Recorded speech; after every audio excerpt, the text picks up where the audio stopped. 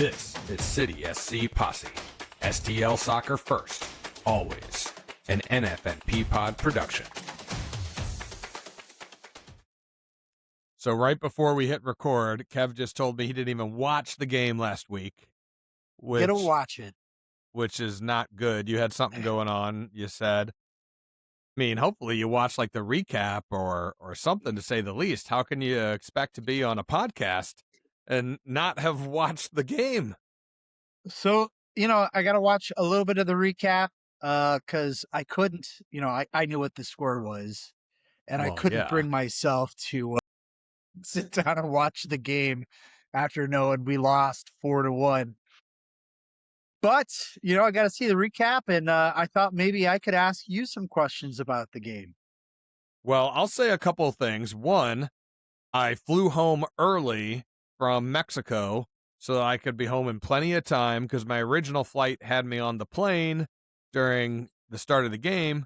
And yeah, you can watch the replay or the recording or whatever, but sometimes I've noticed when you hop on Apple, if I say start to the beginning, it doesn't work. It just picks up in the middle of the game, and then I'm like, I was going to start at the beginning, and now it's halftime. So I just lost 45 minutes, so I like to watch it, obviously, when the game starts. And I think I mentioned it on our last episode that maybe if I had Starlink on the plane, which is hit or miss, I don't always know if it's going to be on there, but if you have Starlink, then you can watch live TV, you can do all the things.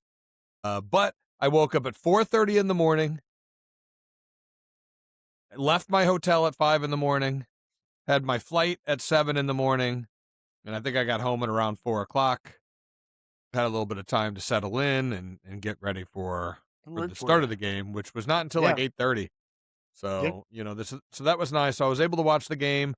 I wrote up a blog post that night. I think I may not have even posted it till Monday. I can't remember if it was Monday or Sunday afternoon. So I don't know if you had the chance to read that, but that would have told you everything you need to know about the game, which was embarrassing. And I think I titled the blog post "A Public Beating in Seattle." Public beating in Seattle. So, I mean, not good. I think you were right. Yeah. I think that's probably what it was. And we kind of knew that it was going to be a really tough go from the get-go, right? Like, we had the game on Wednesday for the Cup game going into Seattle that, historically just beats us, right? On the road. It's another road game. I think that was like what felt like number 5 in a row or something like that. Well, it was number 3 in a row, but 5 of our first 8 games have been on the road, right? Yeah. So, and then we're home tonight. Yeah, for sure. And we're home tonight, and we'll talk about that. But then we have another 2 on the road, so we don't have our first back-to-back home games until 5/23. And then 7/16. Technically, those are back-to-back home games, but then we have the big break for the World Cup. So, in all actuality, if you don't count those, our first back-to-back home games aren't until 8/22 and 8/30. It's so ridiculous. Yeah, and we do end the season with a lot of back-to-back home games. So, we have a pretty decent stretch there, but. Yeah, it's been a tough start to the season, and we talked about that. And this was kind of I don't know. This is kind of, I feel like, the end of the season. Like, it's over. You're waving it. It's done. We're playing. Gonna see what kids are doing. Again, be good next year. We could talk about tonight's game too, expendable. But we're playing. So yes, we're at home, but we're playing the number 1 team in the Western Conference in San Jose. So if you don't put out a showing tonight, then we've got another 2 games on the road, and then all of a sudden your record is just absolutely horrendous, and there's no way to come back from it. So. So that game against Seattle, where we thought maybe we had a little bit of momentum going, we had tied a couple of games on the road. Goals goals in all of these games, right? Like at least one. One goal. Yeah, you have the big win in the U.S. Open Cup against a bad Tulsa team, we previewed that. They weren't good. They're bad in the USL, so we should have beat them 4-0. And then you go into Seattle, and I think we said that they were going to need a minimum of 2 goals to even be competitive. And turns out that wasn't even going to be enough. We gave up 4. So let's not spend too much time on the Seattle game. It was disappointing, but just a couple of quick things. I mean, the first 2 goals, if you saw those, they were the same goal. So how that happens at the MLS level, I don't even know how the first one happens. If you saw it, they leave their guy completely unmarked on the corner kick on the far post. Nobody's paying any attention to him. And then he has an easy tap in. I saw some people trying to blame Berkey for that. I'm like, the guy's unmarked in the 6-yard box. Like, you can have the right positioning, but your reaction time is almost nil at that point, and you either get lucky or you don't. And he didn't. But for me, that's all on the defense. I don't know who should have had him marked, if it was Baumgartel or somebody else. But they all just looked around like, how did that happen? And then they let it happen again. That was the biggest thing. They made no adjustments. How do you not mark somebody? Yeah. And it's the same player at the same position. And then he has another easy tap in. Really, really hiding himself well as he's approaching that free kick. They better have had to do some running at practice, some freaking wind sprints, because it was embarrassing. It was embarrassing on TV. It was embarrassing for us to watch as City fans. And I'm sure it was embarrassing for them, Ugh. So what you're saying is, if there was a game to miss this season and moving forward, that may have been the one to miss.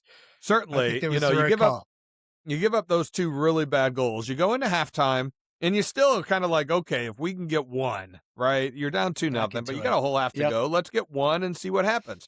Well, guess what happened? Less than 5 minutes into the second half, and I said it in the blog, this is 3 games at a minimum now.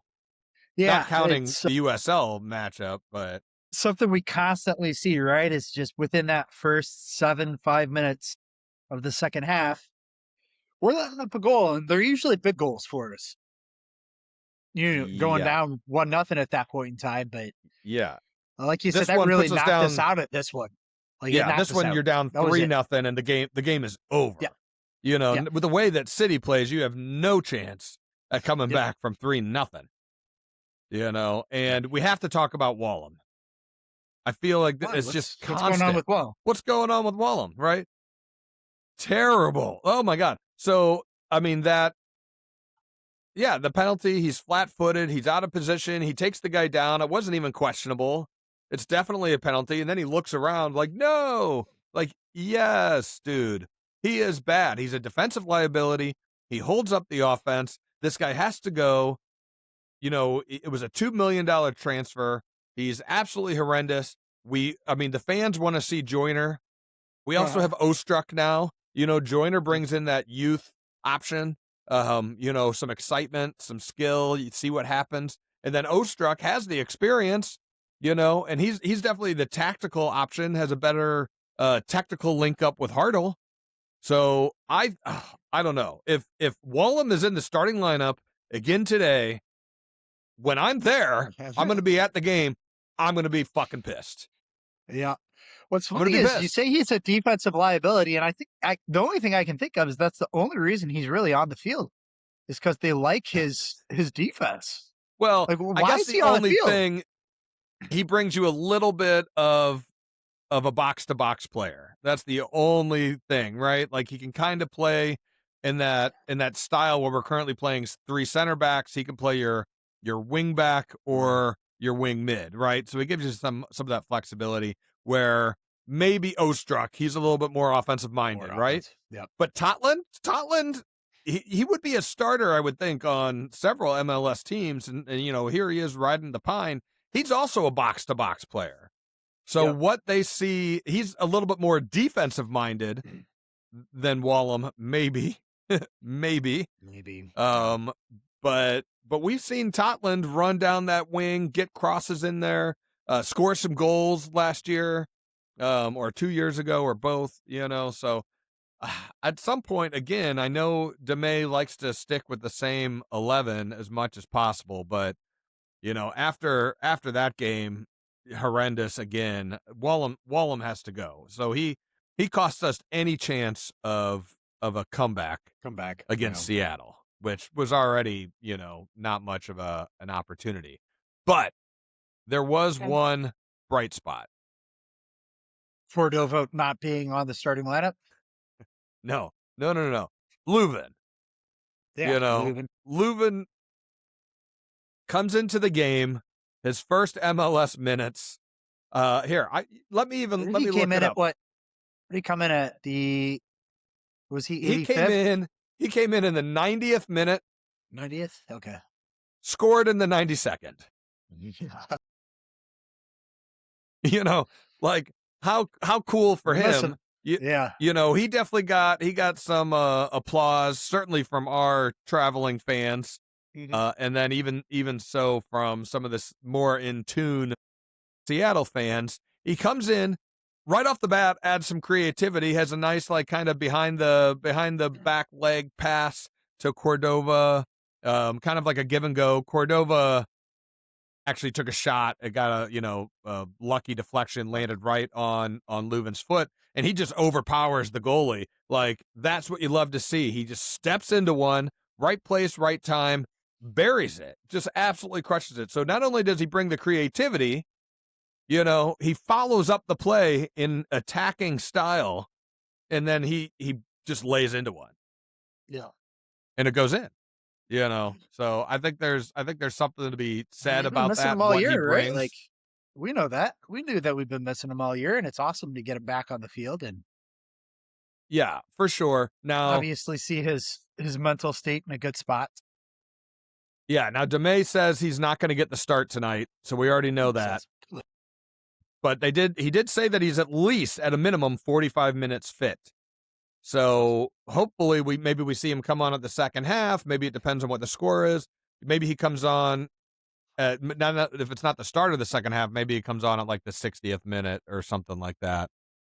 Yep. And gets 30 minutes of playtime. But I'll be sporting my Leuven jersey, that's for sure, at the game tonight. So hopefully we get to see him play, and if nothing, he'll get a big ovation from the home fans.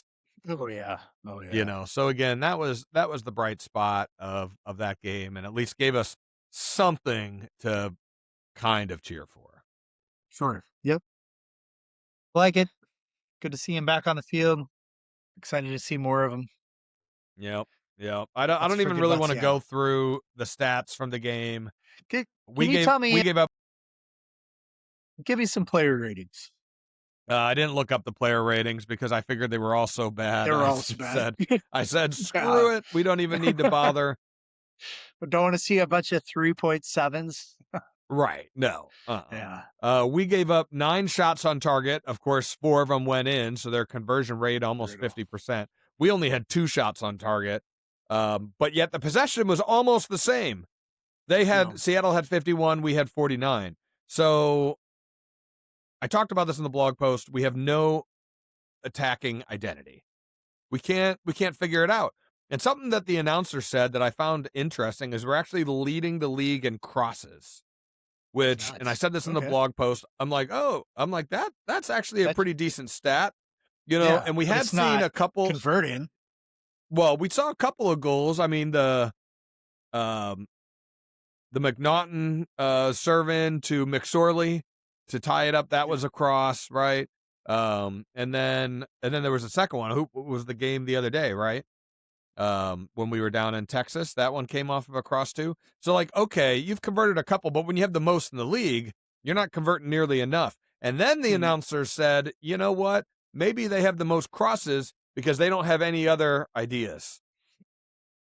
We have no other way to get into an attacking position. So all we can do is play it out wide and then throw up a prayer, right? It's kind of like if you just did nothing but Hail Marys all day long. Like, eventually you'll come down with one. But, the odds are against you. And if you're doing Hail Marys all the time, that means you're not running any actual routes. You have no other attacking identity. And I think that's exactly what it is with St. Louis City. We just don't know what to do. We don't know what to do with the ball. We don't know how to get it into a shooting position. And then when we do, we shoot it high or wide or too soft, you know. I don't disagree. It's a good comment. It's a good thought. You know, I think How do you that's fix pretty it? What do you accurate. do to fix it? That Leuven, you know, Leuven gets to play. You have to bring in maybe some other players. So, you know, Durkin, Edelman, I'm assuming they get the start tonight. They're fine defensively. They really haven't shown enough. You know, Hartle and Toyshirt. Toyshirt seems to be the only player that will run with the ball, that will take the space and attack. Now, it hasn't worked out for him yet. And we've said this before, like, get him in the game, but then he hasn't produced. So even though I start to see those flashes where I'm like, all right, he's taking the defender on, he's dribbling, he's trying to make something happen, but he's yet to actually make something happen. Yeah. Eventually, I put money on him to be an anytime goal scorer last game. That didn't work out for me. And then I put money down for the City win. That was a big mistake. I think I threw down. I was feeling optimistic with a tie, with a draw, and lost that $10. So I was just happy. I lost $10. I was just happy that DraftKings let me actually place the bet. That's a good point, because you haven't been able to do anything lately. Especially I was in Mexico earlier that day, so if somehow I didn't open up the app, I guess I don't know. Who knows if they're tracking that kind of a thing, but all right. Now let's move on from the Seattle matchup. We know that it sucked, and this is pretty much like I said.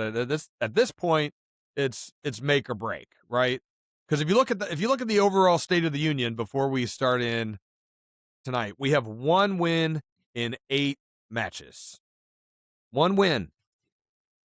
Hell of a win too. I was there. Yeah, you were lucky. You were lucky that you got that one.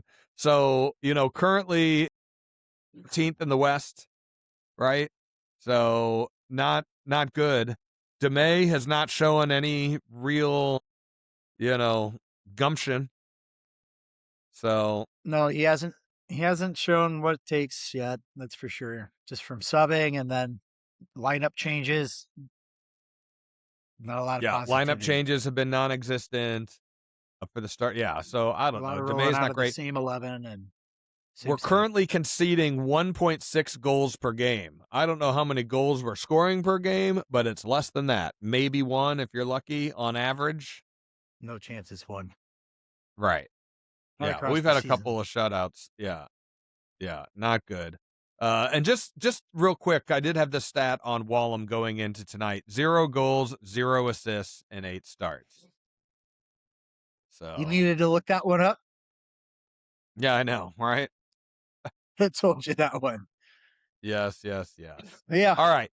He's got to go. I don't want to see Betcher up top either. So those are like my 2 changes. Okay. So I want to talk about Betcher too, what else do you do? If you don't have Leuven starting, because I guess if you do have Leuven starting, you could maybe put him with Hartle as the center attacking mids, and then have Toyshirt up top. Yeah. I mean, you could try that, I guess, right? Like you could do that. But Betcher right now, I looked up the top performing forwards in Major League Soccer based on their yearly salary, right? So based on how much money you make and where you're producing. What your efficiency is off of it. Yep. Right. Exactly. So Betcher comes in ranked at he was the first City player on here. So Cordova's further down the list, right? Like, I don't even know if he's played enough to even qualify, really. But Betcher comes in at number 41. I thought it was going to be 2. Not they surprising. They only do the top 60. They do the top 60. He comes in at number 41, but his salary, and I double-checked this, his annual salary, his actual base salary is $138,000. There it is. Like, that's nothing. So if he ends up producing for you at that price, like, great. Yeah. But yeah, and it looks like his total compensation was around $230,000.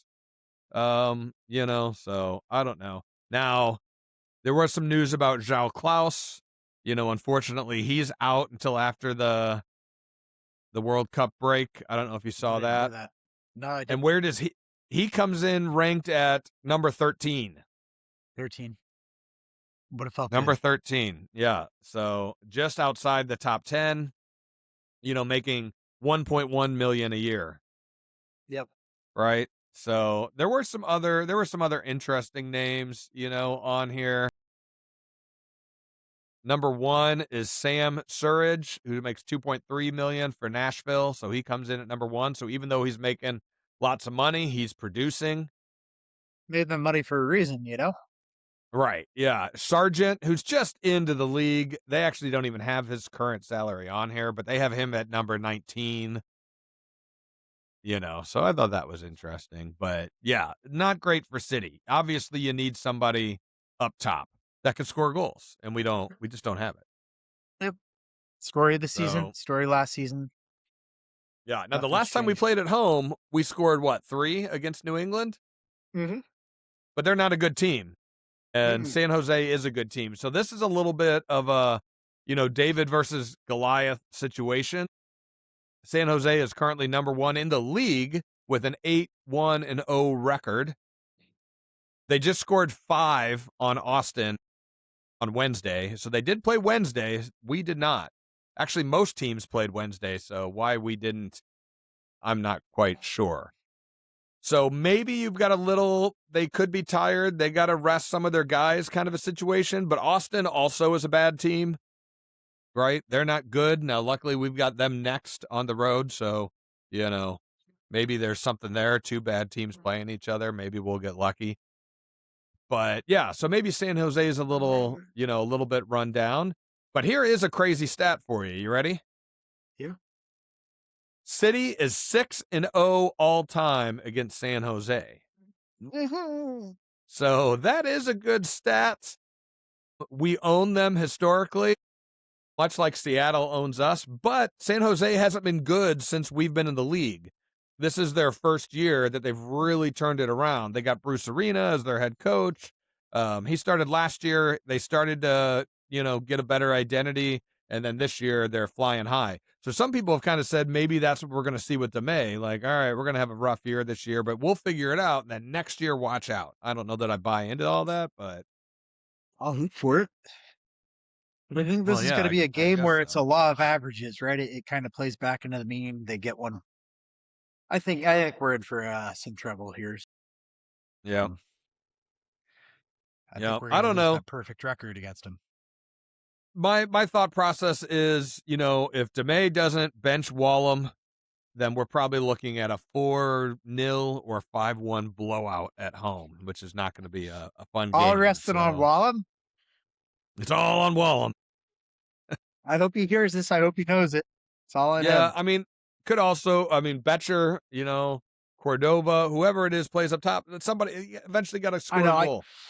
I say I don't want Betcher in the game starting tonight, but again, who are you playing up top if you don't play Betcher? Because I don't want Cordova either. Like, for me, it's just he's done. Let's get to June, let the contract expire and move on. Right.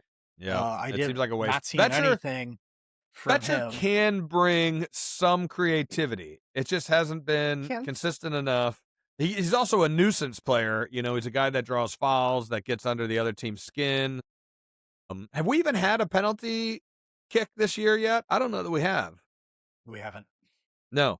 The other thing is with Leuven coming back, and again, maybe not until the second half tonight, but instantly that improves your corner kicks, your set piece plays, and he was our number 1 crosser over the last several years.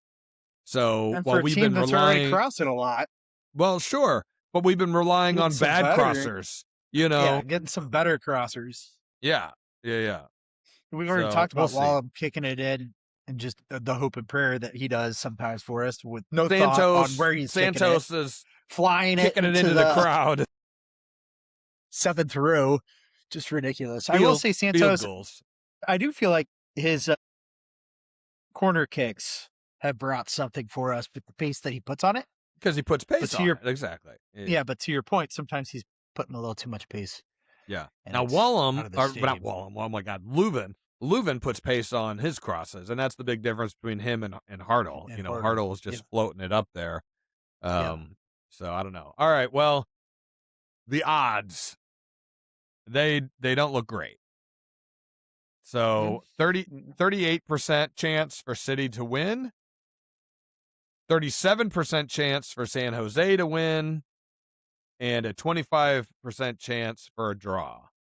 So that's what it's currently showing. However, with that said, normally the home team in MLS has like a 50 to 60% chance to win, right? They tend to favor these hopes. So to have it this close is not great. I'm surprised they're not still giving San Jose the win here. Now, if you're looking up DraftKings, I'm sure it's the other way around.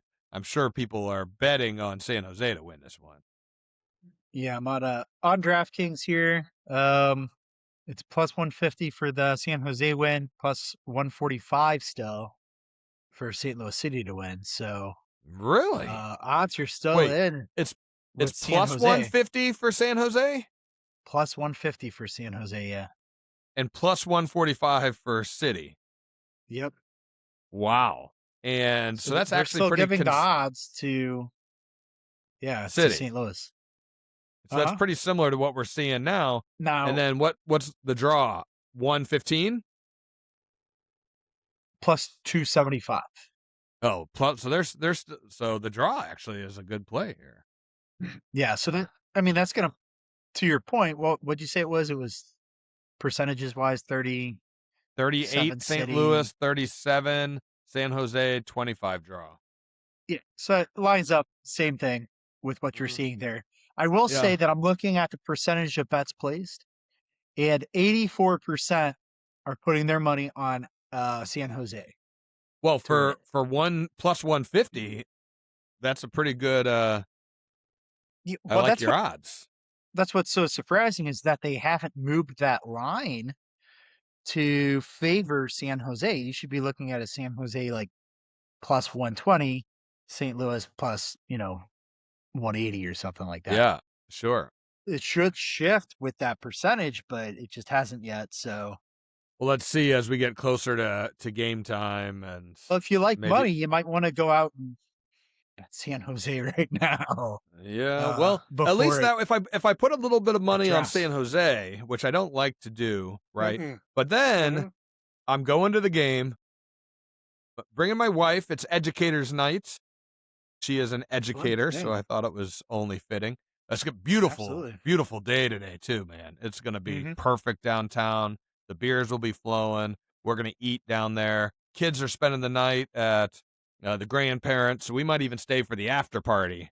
There you go. Do it. Sometimes that depends you might not want to. Depends on if you win and you're hyped up about the win, then it's kind of fun to stay for the after party. If you get blown out, then it's kind of like, let's just go home and watch Netflix, You've already left, and it's 85 minutes into the game. Yeah. Right. So we will see there. But if I do put the money down on San Jose and then we lose, then at least I'm like, hey, well, the game sucked, but I won some money. Yep. And if St. Louis wins and I put the money on San Jose, then I'm still happy because I'm like, hey, at least we won. So that might be the best case scenario for my, for the way that I feel after this game. Taking a look, I still just can't believe that they got San Jose behind us in terms of percentages. And that holds true to the St. Louis City tie or win on the double chance at minus 200. San Jose tire win minus 190. So you're still getting a little bit, of an advantage going San Jose tire win. For sure. I just find it so interesting that they haven't changed that. Sounds like Vegas is favoring. Yeah, interesting. City, I guess we will see. All right, so last little bit here. Sang Bin, he's out tonight for a minor, I think I said knee, nothing long term, tweak, but he's out. Roscoe still out on concussion protocol. Leuven only 45 minutes fit. He's not starting. And then something else I found interesting is our best pass accuracy on the team. Now, this doesn't surprise me. It's Bumgartle at 93%. But with our possession last game, I think it's just more obvious that we just sit around and pass the ball around in the back. We play it forward, Wallem plays it backwards. We play it forward, Wallem plays it backwards. And so, so Bumgartle, your center back, has the best pass accuracy on the team. No big surprise there. But we need some forward passes. I'm tired of it. I'm tired of the backward passes. Holding possession at this point isn't really going to do too much. When you have even possession and you're still losing 4-1, you need attacking pressure. So that's what I want to see tonight at home in front of the hometown crowd.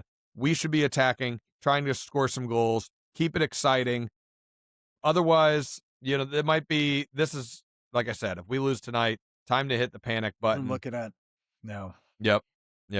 So 2 away games, 2 tough games. Yep. Yeah. Exactly. Well, I'm not holding my breath for a win, but maybe we'll get lucky. You know what? I am going to hold my breath for a win. I am going to hold it. It's a home game. I think we're going to get a win. I think we're going to get a win. I'm putting my money. You hear it now. On City win. I'm throwing my $10 on it, and I'm coming away with a little bit of money. So 2-1 win. That's perfect. What's happening. Let's do it. 2-1. You're calling it. Okay. 2-1. A hurdle and a I don't know. A hurdle and a toy shirt. Toy shirt. All right. I will go a 3-2 win. There we go. Okay. I think Leuven comes on at halftime. I think the crowd goes crazy. I think the crowd's into it tonight. The weather's perfect. It is. It's gorgeous out there. So maybe that brings some life to this team after a smackdown in Seattle. Maybe that should have been the title of the blog. Smackdown in Seattle. This was supposed to be my game. I just want to say that. This was supposed to be my game. Well, okay. All right. Originally it was your game, but I said in there if I wasn't traveling, then I'd be in for the swap. And so I'm not traveling. So I want to do the swap. And I'm giving you the Toronto game later in the season, which will have Sargent in town. Now, if I'm home, I might still go to that game. But yeah. I thought it worked out because there was in the way that we had the breakdown, there were 3 where you had 3 games in a row early in the season. And then later in the season, I had 3 games in a row. I don't like it anytime we have 3 games in a row. It just feels like I haven't been down there in 2 months. I said with the way the schedule is, it's brutal. I said the same thing on the NFNP pod. Duds asked about that, and I'm like, I don't remember. I haven't been to a game since was it the Seattle game? So 3-7. So it's been almost 2 months. Almost 2 months for me. Now, if I was home, I would have gone to the U.S. Open Cup game. I would have done that, but I was traveling, so we'll see. And then I don't know who has the next game. No, it's you because it would have been 3 in a row. So you've got LAFC. That's on 5/13, and then I've got Austin, which is a 1:30 game on. That must be Memorial Day weekend, so that'll be a fun one. Yeah, I think we start rolling into a couple Wednesday night games here soon too, right? LAFC is a Wednesday night game, yes. And that's our only Wednesday night game, I think, until the World Cup break. But then, that one kind of kicks in. Because then they got to make up some time because we're taking a 6-week hiatus or longer. Yep. So, maybe like a 7-week hiatus. So, they'll need to back that up with some Wednesday games for sure. So before we go, are you scoping out any food at the stadium? So we had pizza last night, so I know pizza is out. I'm with my wife. We'll have to figure it out. I want to go protein heavy, stick with the diet. So either an olive and oak burger or some ribs from Pappy's. Not the sandwich. I did the sandwich last time, the burnt end sandwich. So I could go with some straight ribs or the chicken burrito from Soul Taco. I think those are, it's gonna be one of those 3. So I'll let you know. I think we did the burritos last time from Soul Taco. They're pretty good. It's one of the best bangs for your buck because you're going to be stuffed. I wanted nachos, and we ended up being a burrito that came out, and I think we just took it, but it was delicious. She loved it, so it was good. Well, that's we just good. said screw it, we'll take it. I think that Olive and Oak burger and the Soul Tacos burrito, whether it's chicken or steak, either one, you're stuffed. I think it's the best bang for your buck. Sometimes you get something like the burn ass sandwich is the same price as both of those other things, but then you're like, but it's so freaking good, man. It's so good. It is good. And it's messy though, because you got to get a lot of barbecue sauce on there.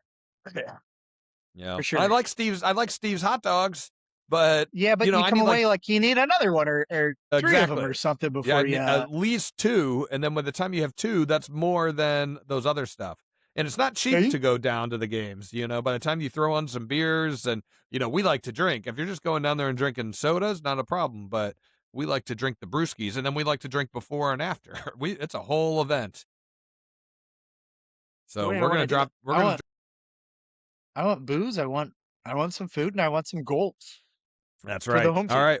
So let's end with that. I think that'll be the title of this episode. We want some booze, we want some food, and we want some goals. Okay, everybody. You need to relax.